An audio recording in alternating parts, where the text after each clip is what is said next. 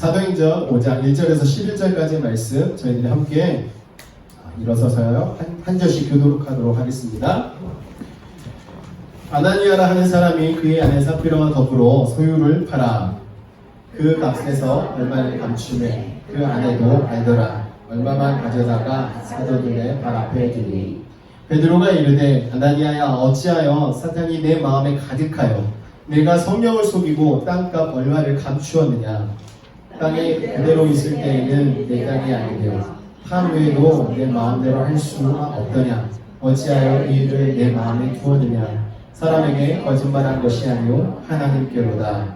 아나니아가 이 말을 듣고 엎드러져 혼이 떠나니 이 일을 듣는 사람이 다 크게 두려워하더라. 젊은 사람들이 일어나 시신을 싸서 메고 나가 장사하니라.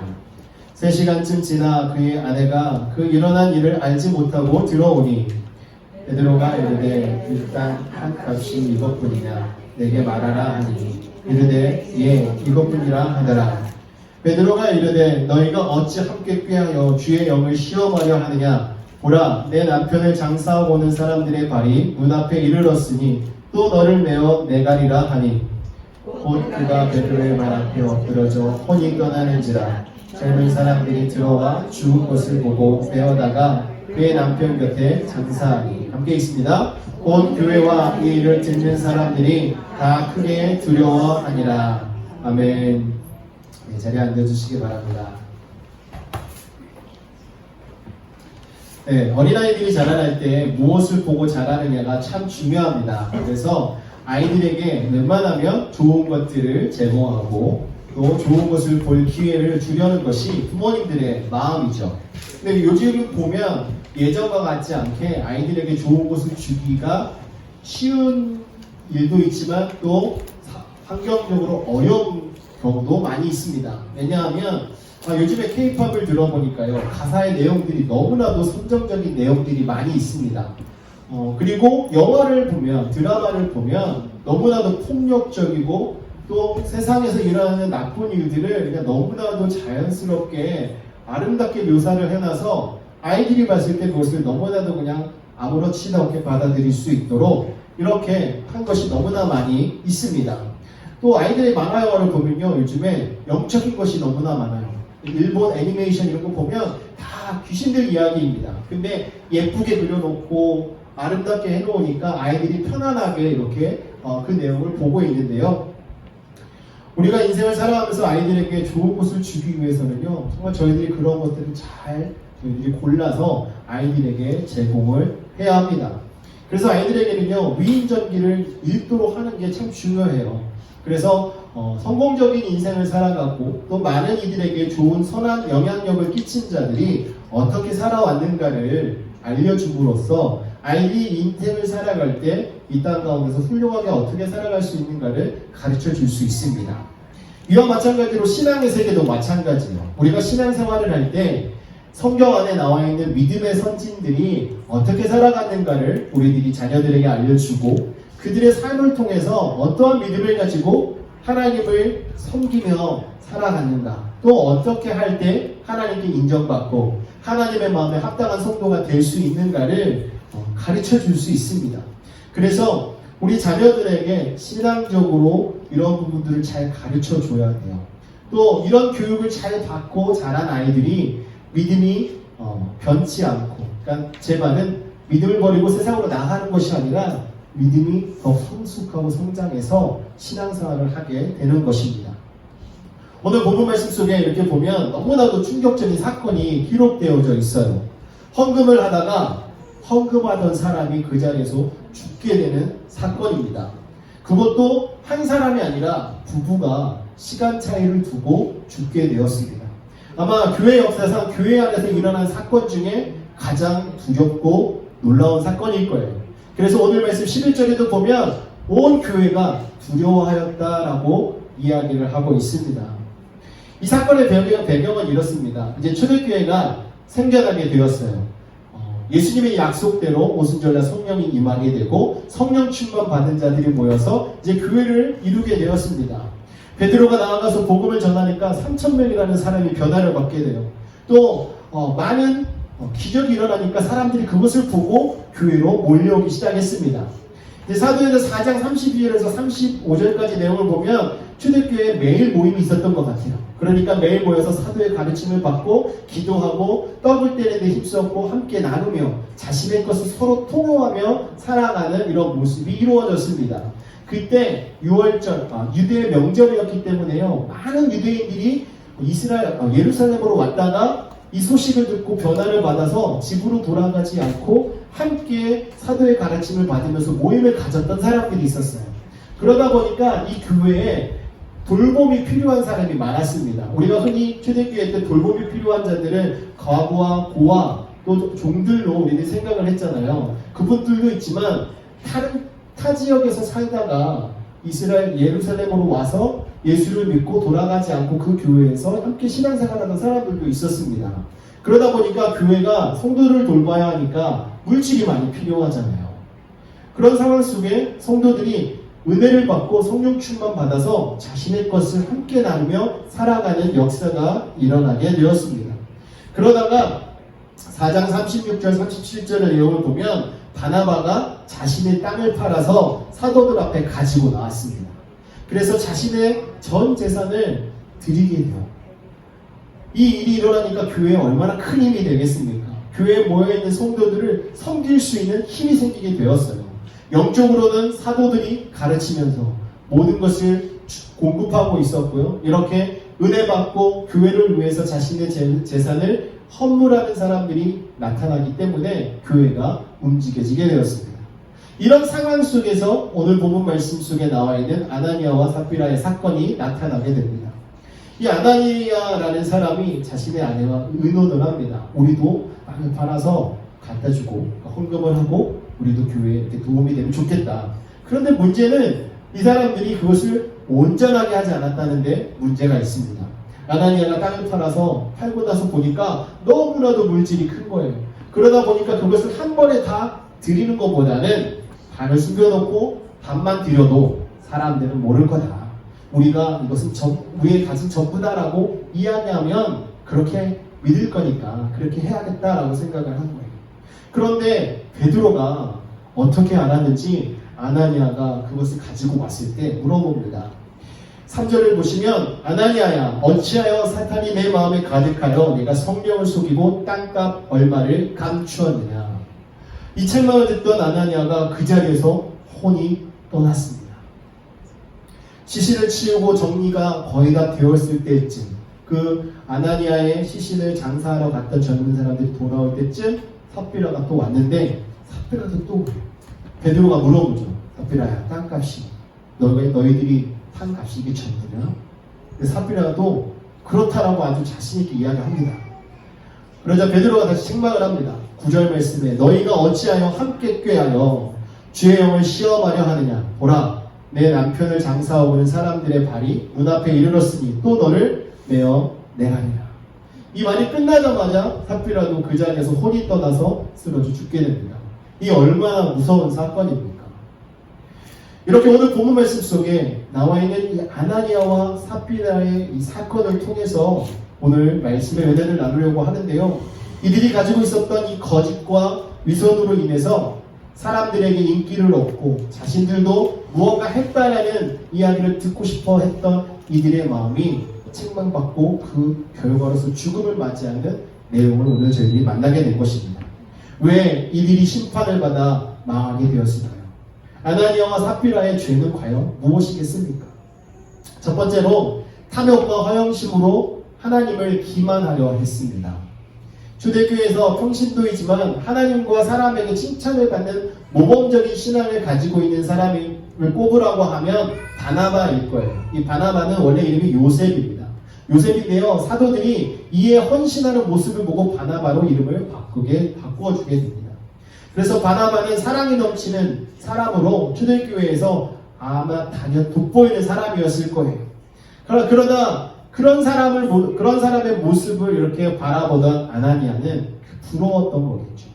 그래서 나 자신도 이 바나바처럼 사람들에게 사랑이 많은 자, 또 나누는 자로서 칭송을 받고 싶어하는 이런 마음이 들었던 것입니다.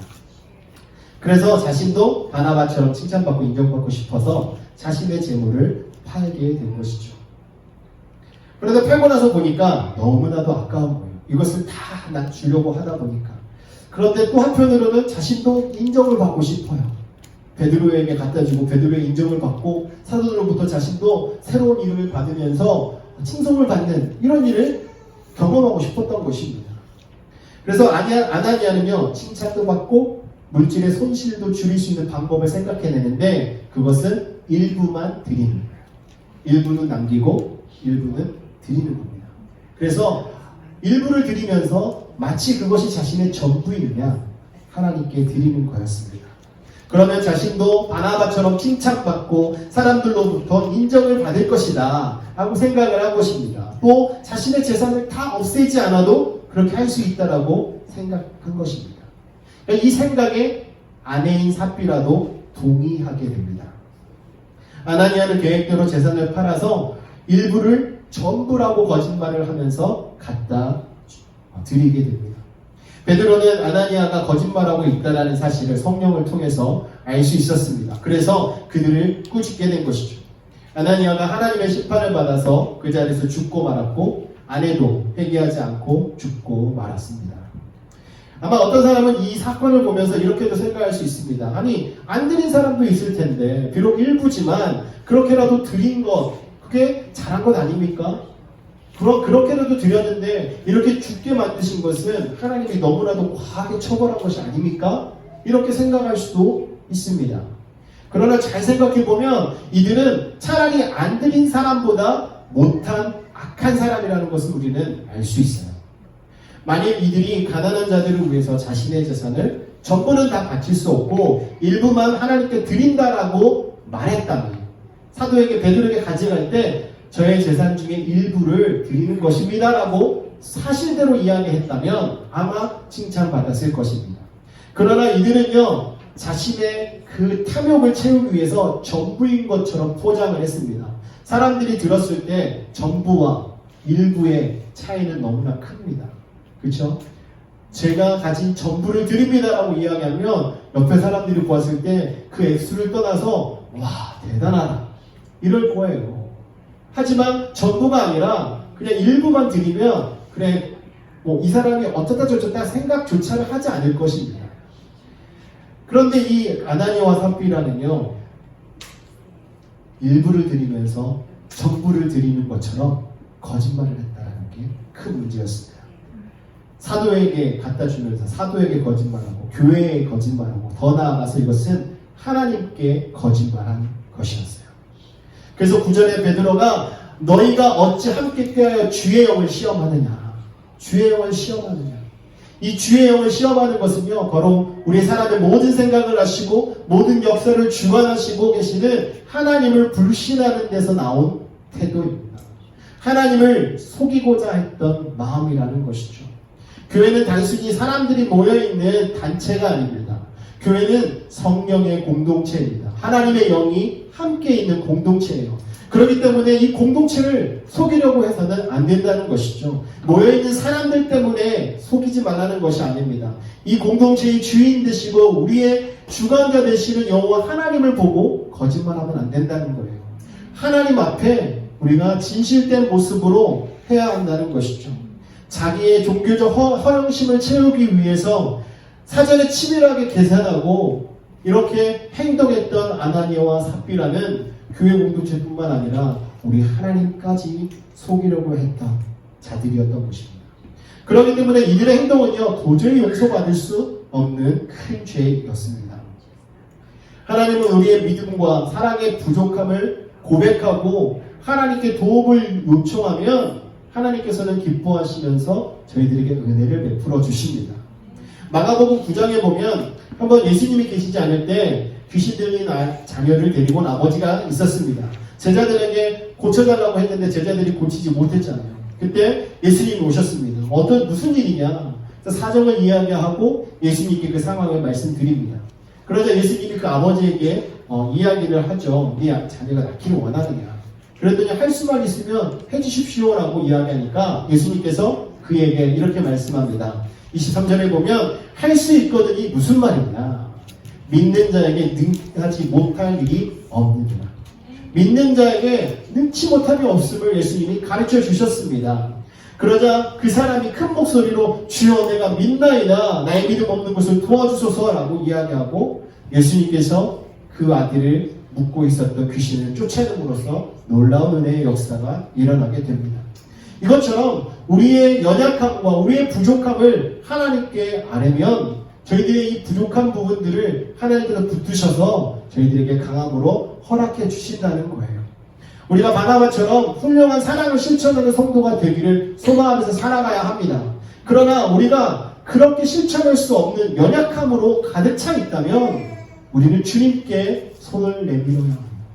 주님께 우리의 손을 내밀고 우리의 부족함을, 우리의 연약함을 주님께서 보시고 우리를 강건케 해주십시오라고 간구해야 합니다. 사랑의 마음을 주십시오. 또 나눔의 마음을 주십시오. 하나님을 더욱더 깊이 사랑하고 하나님께 영광 돌리는 인생이 될 수 있도록 하나님께서 우리의 믿음을 강하게 붙잡아 주십시오라는 기도를 드리면서 나아가야 하는 것입니다. 아나니아와 삽비라처럼 거짓이나 위선으로 우리를 가리우고 있는 것처럼 하는 것이 아니라 우리의 연약함과 부족함을 주님께 내려놓고 주님께서 붙잡아 주시면 능치 못함이 없습니다. 저희들이 믿음을 가지고 주님 앞에 나아가길 소망합니다라고 고백하며 나아간다면 우리는 하나님 앞에 기쁨이 되고 하나님께 영광 돌리는 성도가 될 줄 믿으시기 바랍니다. 이 아나니아와 삽비라가 가졌던 하나님을 기반하려고 했던 이러한 모든 모습들 혹시라도 우리 안에 있다면 우리는 이 모든 것을 주님 앞에 내려놓고 주님께서 우리와 함께하여 주시고 우리를 붙잡아 주셔서 우리가 정직하게 겸손하게 하나님 앞에 나아가는 성도가 되도록 인도해 달라는 간구와 기도를 드려야 할 줄 믿습니다. 두 번째로 초대교회 전체를 죄에 빠지게 할 수 있는 존재였기 때문에 이것은 죄였습니다. 당시 초대교회는 성령과 은혜가 충만한 교회예요. 교회가 처음 태동되고 성도들이 모여서 그때 당시 역사했던 성령의 놀라운 역사 안에서 기쁨으로 하나님을 섬기고 하나님의 말씀을 배우는 상황 속에 있었습니다. 그리고 그때 당시 얼마나 많은 탄압이 있었습니까? 유대 공동체로부터 받는 어려움이 있었고 로마 통치로부터 받는 어려움이 있었습니다. 그런 상황 속에서 구원의 기쁨을 누리는 사람의 숫자가 점점 늘어나고 있는데 이 교회가 흔들리게 되면 어떻게 되겠습니까? 그러면 모든 사람들이 흩어질 수밖에 없는 거예요. 이런 은혜로운 초대교회 공동체 가운데 아나니아와 삽비라가 성령 충만한 역사가 있는 이 가운데 사단의 역사를 하고 있었던 거예요. 자신의 종교적 허영심, 자신의 탐심, 자신의 영광을 위해서 사단의 앞잡이가 되어서 이 교회 공동체 속에 있었던 것입니다. 어떤 분들은 그 당시에 성도가 그렇게 많은데 몇천 명이 모이는데 그 중에 한두 사람 그런다고 문제가 되겠습니까? 라고 이야기할 수도 있습니다. 하지만 죄는 그렇지 않습니다. 죄의 영향력은요 너무나도 무섭습니다. 민수기 11장에 보면 애굽에서 나온 이스라엘 백성들이 이제는 가나안 땅에서 하나님의 은혜 가운데 살아가고 있었습니다. 그런데 뭔가 부족할 때마다 그 안에서 불평불만하는 사람들이 있었어요. 그런데 그 불평불만하는 사람들은 다름 아닌 이방 민족들이었습니다. 이스라엘 공동체와 함께 애굽을 떠나왔던 이방 사람들이 그 안에서 불평불만을 하면서 있었어요. 그러다 보니까 그 사람들로 인해서 하나님 앞에 원망하고 불평하는 자들이 죽임을 당하는 사건이 있었습니다. 소수의 사람이 가지고 있었던 그 불평불만, 소수의 사람이 가지고 있었던 그 죄성 때문에 그 주변에 있던 사람들도 영향을 받아서 함께 죄를 짓게 되었다는 것이죠. 이렇게 죄는 무섭습니다. 우리가 그 죄 한 가지를 묵인하면 그것으로 인하여서 더 많은 죄들이 우리의 삶 속에 들어오게 된다는 거예요. 오늘 말씀 속에 나와 있는 이 아나니아와 삽비라의 모습도요, 우리가 자세히 보면요, 사실 이 모든 일의 시작은 아나니아부터입니다. 아나니아부터 시작됐어요. 처음에 땅을 팔고 하나님께 드리자는 생각은 부부가 같이 했잖아요. 1절에. 그런데 반을 감추는 생각은요, 아나니아가 합니다. 아나니아가 그 생각을 하고 삽비라에게 말을 해요. 그러니까 삽비라도 그 말을 듣고 동조하면서 같이 죄악에 빠지게 되는 거예요. 부부랑 가장 가까운 사이에서 이렇게 은밀하게 죄가 논의가 되고 함께 동조가 되고 동의가 돼서 함께 죄에 빠지게 된 것입니다. 여러분, 요즘에 우리가 코비드 시대에 살아가고 있지 않습니까? 지금은 많이 익숙해져서 저희들이 어떻게 대비하고 어떻게 예방하고 또 코비드 걸렸을 때는 어떻게 해야 하고 이걸 잘 알고 있지만, 코비드가 처음 시작됐을 때는 우리가 잘 몰라서 우왕좌왕하지 않았습니까? 그때 상황이 어때요? 코비드 환자 한 사람만 있으면 그 주변 전체가 다 코비드에 걸리는 일이 일어났잖아요. 우리가 모르고, 코비드가 들어왔을 때 모르고 우리가 돌아다니면 우리가 코비드의 전파자가 돼서 많은 사람들에게 전달하게 되는 이런 일이 있지 않았었습니까? 죄는 바로 이와 같습니다. 여러분, 코비드나 이런 것들은 이렇게 접촉함으로써 전달이 되잖아요. 죄는 접촉하지 않아도 전달이 됩니다. 그냥 보는 것만으로도, 그냥 듣는 것만으로도 죄는 전달이 돼요. 여러분, 너무나도 무서운 거예요. 그렇기 때문에 우리 안에 있는 이런 죄성이 발견되면 우리는 그 모든 것을 하나님 앞에 다 고백하고 내려놓고 하나님께서 그 모든 죄악들을 다스려 주실 것을 우리는 요청해야 합니다. 아나니아와 삽비라가 만약에 하나님의 교회를 속이고 하나님을 속이고 만약에 그 일이 성공해서 밥만 드리고 교회 사람들로부터 칭찬을 받고 지나갔다면 아마 그 교회 안에서 큰 문제거리가 됐을 거예요. 하지만 하나님께서는 그것을 묵인하지 않으셨습니다. 초대교회가 교회로서의 역할을 잘 감당하고 복음의 영향력을 가지고 살아갈 수 있도록, 복음의 생명력이 넘쳐날 수 있도록 하나님께서는 이 죄의 근원을 단절하십니다. 성경은 죄를 누룩에 비유하고 있습니다. 고린도전서 5장 6절에서 적은 누룩이 온 덩어리에 퍼지는 것을 알지 못하느냐. 갈라디아서 5장 9절에도 적은 누룩이 온 덩이에 퍼지느니라 라고 말씀합니다. 아주 적은 누룩이 온 덩어리에 퍼져서 부풀게 만들죠. 우리의 죄가 이와 같습니다. 우리의 죄를 그냥 두면 처음에는 아주 작은 죄 한 가지였지만 나중에 우리의 삶 속에 우리의 삶을 전체를 덮어버리는 죄가 될 수 있다는 거예요. 그래서 하나님께서는 이러한 죄를 그냥 두어서는 안 되기 때문에 바로 그 자리에서 단죄하십니다. 하나님께서는 교회를 지키시기 위해서 이렇게 행하신 것입니다. 우리의 자녀들도 죄 가운데 그냥 두면요, 죄가 그냥 삼켜버려요.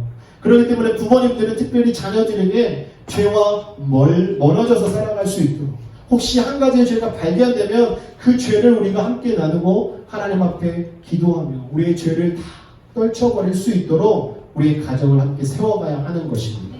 다음 세대가 세워져야, 다음 세대가 하나님 앞에 믿음으로 온전히 세워져야 미래가 있는 거예요. 우리 하나님의 교회가 부흥할 수 있는 것입니다. 부모님들만 신앙생활 잘하면 되겠습니까? 아니에요. 자녀들도 신앙생활을 잘해야 부모님들의 신앙의 유산이 물려져서 자녀들도 함께 하나님의 사랑 속에서 살아가게 되는 것입니다. 오늘 말씀 속에 있는 이 아나니아와 삽비라 이 죄를 단죄하시는 하나님의 모습을 한번 바라보십시오. 죄는 모양이라도 버리라고 말씀하고 있습니다. 악은 모양이라도 버려라. 그래야 우리가 죄를 짓지 않는 거예요. 사랑하는 성도 여러분, 특별히 우리가 교회가 이제 세워지고 성장해 가는 과정 속에 있습니다. 그렇기 때문에 저희 교회 공동체 안에 이런 일들이 생겨나면 죄의 모습은 우리가 경계해야 하고 그 모습이 보일 때 우리가 함께 합력하여서 우리의 죄의 모습을 버릴 수 있는 이러한 성숙한 성령의 공동체가 되어야 할 줄 믿습니다. 그래야 우리가 교회의 거룩함을 유지하고 순결함을 유지하면서 하나님의 교회로서의 역할을 감당할 수 있는 거예요. 세 번째로, 죄에 대한 심판이 얼마나 큰지 경고하시기 위해서 하나님께서는 그들의 생명을 데려가신 거예요. 땅을 팔아서 일부를 전부라고 거짓말한 아나니아와 삽비라에 대해서 베드로는 책망을 했습니다. 그렇죠? 너희가 어찌하여? 그렇죠? 베드로는 책망을 했어요. 그런데 하나님은 그들에게 심판을 하셨습니다. 그들을 죽이셨어요.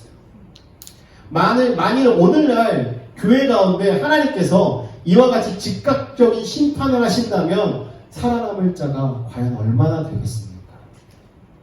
지금은 하나님께서 저희들에게 은혜를 베풀어 주시는 은혜의 시대, 너무나도 감사하죠.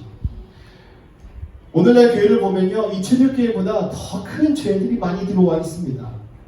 교회 공동체가 많이 썩어져 가고 있어요. 그래서 우리는 교회가 죄로부터 자유할 수 있도록 항상 말씀으로, 기도로, 성령으로 하나님께 나아가야 하는 것입니다. 하나님께서 초대교회는 이렇게 정말 엄하게 심판을 하셨는데 오늘날 이 교회는 왜 그냥 두십니까? 이거 불공평한 거 아닙니까? 라고 말할 수 있습니다. 하지만 하나님은요, 그 당시에 정말 예수님의 피값으로 세워진 초대교회가 건강하게 세워지고 복음의 생명력을 잃지 않고 그 역할을 감당할 수 있도록 하나님께서 그 교회에 중요한 사명이 있었기 때문에 하나님이 이렇게 엄하게 다스려 주셨어요. 이러한 모습이 있었기 때문에 사실 오늘날까지 저희들에게 복음이 증거되고 복음의 생명력이 저희들에게 전달되게 된 것입니다. 그리고 저희들이 한 가지 기억해야 할 것은요, 오늘날 교회에서 죄에 대한 하나님의 즉각적이고 단호한 심판이 없다고 죄에 대해서 가벼워지거나 하나님이 그 죄를 묵인하는 것이 아니라는 거예요. 하나님은 분명히 죄를 간과하지 않으십니다. 하지만 저희들에게는요, 지금 회개할 수 있는 기회를 주고 계신 거예요. 죄를 깨닫고 하나님 앞에 회개하고 나올 그때를 저희들에게 허락해 주신 거라는 겁니다. 누가복음 13장에 보시면요, 두어 사람이 예수님께 와서 빌라도가 여러 명의 갈릴리인들을 성전에서 죽인 그 일을 보고합니다. 이 사람들의 보고에 대해서 예수님께서는 그 갈릴리 사람들이 너희보다 죄가 많아서 불행한 일을 당한 것이 아니다. 빨리 회개해라. 이렇게 말씀합니다. 그리고 이어서요, 4절과 5절에도 또 이렇게 말씀하세요. 또 실로암에서 망대가 무너져 치어 죽은 18사람이 예루살렘에 거한 다른 모든 사람보다 죄가 더 있는 줄 아느냐? 너희에게로 이르노니 아니라. 너희도 만일 회개하지 않으면 다 이와 같이 망하리라. 여기 내용에서요, 실로암은 예루살렘 남쪽과 동쪽의 성벽에 접해 있습니다. 그래서 기온으로부터 예루살렘으로 공급되는 물을 저장하는 저수지였는데 이 사건은요, 이곳을 지키기 위해서 세워놓은 망대가 무너져서 사람들이 죽게 되는 거예요. 근데 그 사람들이 죄가 있어서 죽었다라고 이야기를 합니다. 그런데 예수님께서 말씀하시는 것은 그들의 죄 때문에 이렇게 죽었다라고 생각하지 말아라. 너희들도 예외가 아니다. 너희들은 죄가 없어서 그냥 있는 것이 아니라는 겁니다. 그래서 너희들이 죄가 있으니 너희들의 죄를 빨리 회개해라. 기회를 주셨다는 것이죠. 오늘날도 예수님께서 저희들에게 이렇게 말씀합니다. 초대교회 아나니아와 삽비라의 부부가 너희들보다 죄가 많아서 죽임을 당한 거라고 생각하지 말아라. 너희도 회개하지 않으면 심판을 받을 것이다. 지금 당장 심판이 없으니까 하나님께서 우리들에게 관대하게 죄에 대해서 관대해지셨다고 결코 생각하지 마십시오. 아나니아와 삽비라의 사건을 보면서 죄에 대한 하나님의 생각은 심판의 모습입니다. 그 죄의 대가를 꼭 치르게 하신다는 거예요. 그래서 우리는 그것을 깨달아야 합니다. 그래서 죄를 피하고 죄를 지었다면 하나님 앞에 회개하는 이러한 성도의 모습이 되어야 할 줄 믿습니다. 초대교회 때나 지금의 때나 죄의 무게는 똑같습니다. 다만 하나님께 회개하고 돌아올 기회를 주시는 것뿐입니다. 이런 은혜가 저희들에게 있다는 사실을 믿으시고 하나님 앞에 우리의 죄를 토하는 저와 여러분 되시기를 주님의 이름으로 축원합니다. 오늘 말씀을 정리합니다. 사랑하는 성도 여러분, 이 아나니아와 바나바는요, 겉으로 봤을 때 별 다를 것이 없는 사람이에요. 하지만 이 바나바는 성령이 충만함으로써 성령이 말씀하시는 대로 그대로 순종해서 자신의 모든 것을 드린 자입니다. 하지만 이 아나니아는 사단의 미혹이 되어서 자신의 것을 전부를 드리려고 생각을 했다가 일부만 드리는 이런 자가 되었던 거예요. 그러므로 우리는 바나바처럼 성령의 인도함을 받아서 성령의 성품을 가지고요, 진실함과 사랑으로 모든 일을 행하는 성도가 되어야 합니다. 만약에 그렇게 하지 않으면 아나니아와 삽비라처럼 우리는 하나님으로부터 그 죄의 대가를 받을 수밖에 없는 존재가 된다는 거예요. 여러분, 칼빈이요, 이 아나니아의 죄에 대해서 이렇게 이야기했습니다. 첫 번째, 하나님을 업신여긴 죄. 두 번째, 하나님께 거짓된 봉헌을 한 죄. 세 번째, 교회에서 명예를 얻으려는 해역한 허영심을 드러낸 죄. 주님의 사랑을 배신한 죄. 그리고 마지막 5번째, 위선의 죄. 이렇게 그의 죄를 지적하고 있습니다. 오늘 나눴던 말씀의 내용 속에 나와 있는 내용들 아닙니까? 오늘 본문 속에 나와 있는 그 내용. 여러분, 우리가 이 아나니와 삽비라의 모습을 보면서 우리의 신앙을 점검하고 우리가 말씀 안에서, 성령 안에서 더욱더 거룩하여지고 죄와 상관없는 성도가 되어서 하나님의 기쁨으로 우리가 함께 교회를 세워가고 하나님의 나라를 세워가고 하나님의 말씀 속에 기쁨으로 살아가시는 저와 여러분 되시기를 주님의 이름으로 축원합니다. 네. 이 시간 말씀을 생각하면서 저희들이 기도하겠습니다.